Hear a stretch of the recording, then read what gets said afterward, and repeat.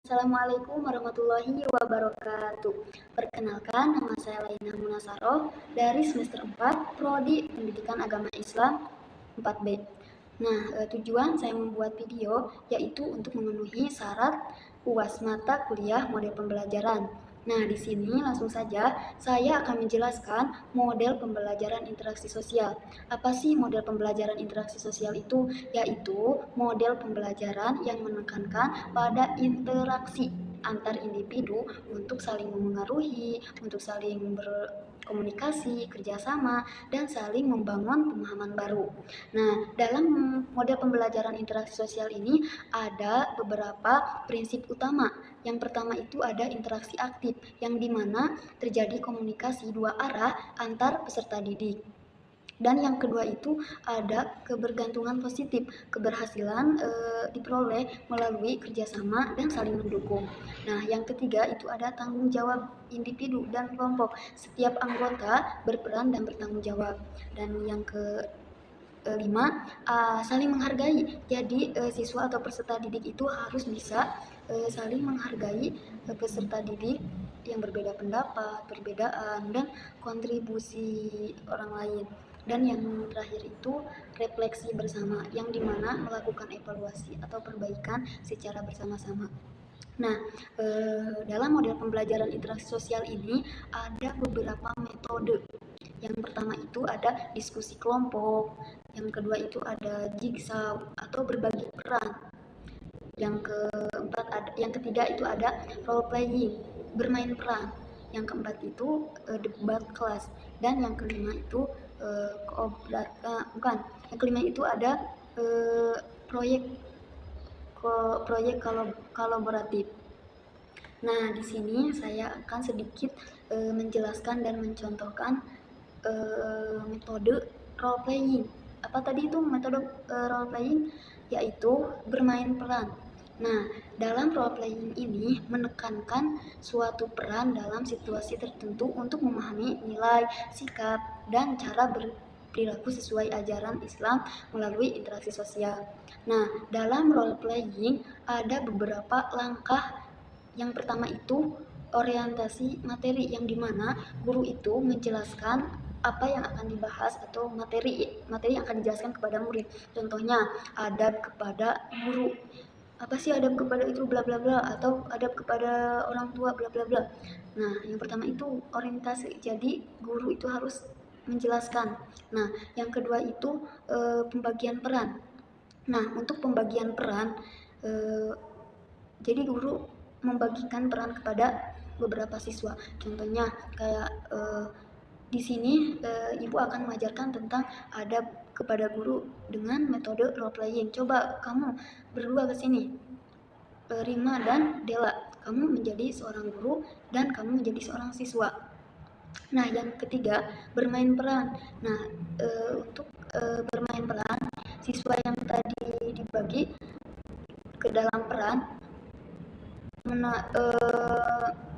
langsung cosplay sesuai dengan peran masing-masing. Nah, yang keempat diskusi dan tanggapan. Kelompok lain memberikan tanggapan atau pertanyaan.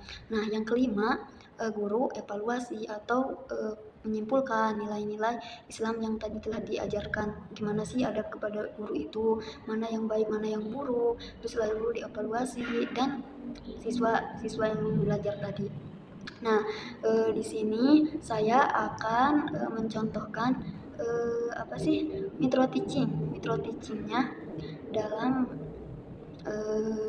sebelum micro teaching saya akan memberikan tujuan, menjelaskan dulu tujuan role playing ini. Nah, dalam role playing ini memahami nilai-nilai Islam melalui pengalaman langsung, melatih komunikasi, empati, dan kerjasama. Terus menanamkan akhlak mulia dalam kehidupan sehari-hari, meningkatkan keberanian dan kepercayaan diri, lalu menghargai pendapat dan peran orang lain. Nah, contoh dialog dalam role playing ini, contoh guru memberikan atau dibagikan peran kepada siswa. Contoh ada guru dan ada siswa. Coba kamu kesini, kamu terima kamu menjadi guru dan Dela kamu menjadi siswa. Coba praktekkan ya. Nah, kata si ibu, orang tuanya, "Nak, tolong bantu ibu membereskan meja makan ya."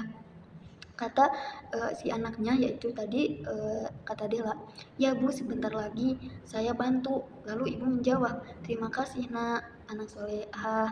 Kata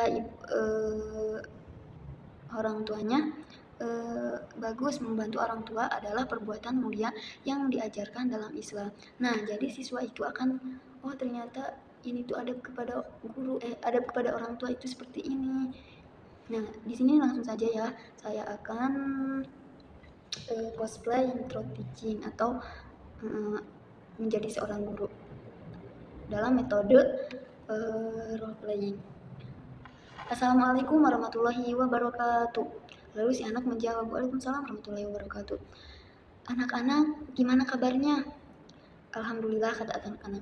Nah, pada pembelajaran kali ini yaitu pendidikan agama Islam. Temanya itu adab kepada orang tua.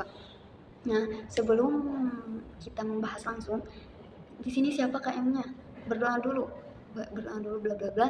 Langsung, anak-anak, hari ini kita akan belajar tentang adab kepada orang tua menggunakan metode role playing atau bermain peran. Sebelum masuk, siapa yang tahu apa yang dimaksud dengan adab kepada orang tua? Nah, lalu si anak itu menjawab, contohnya langsung gurunya menjawab lagi, betul, adab kepada orang tua adalah perilaku yang baik yang kita tunjukkan kepada ayah dan ibu, seperti berbicara sopan, menghormati, membantu pekerjaan ibu dan ayah ketika lagi di rumah, atau membersihkan, cuci piring, menyuci, dan tidak menyakiti hati mereka.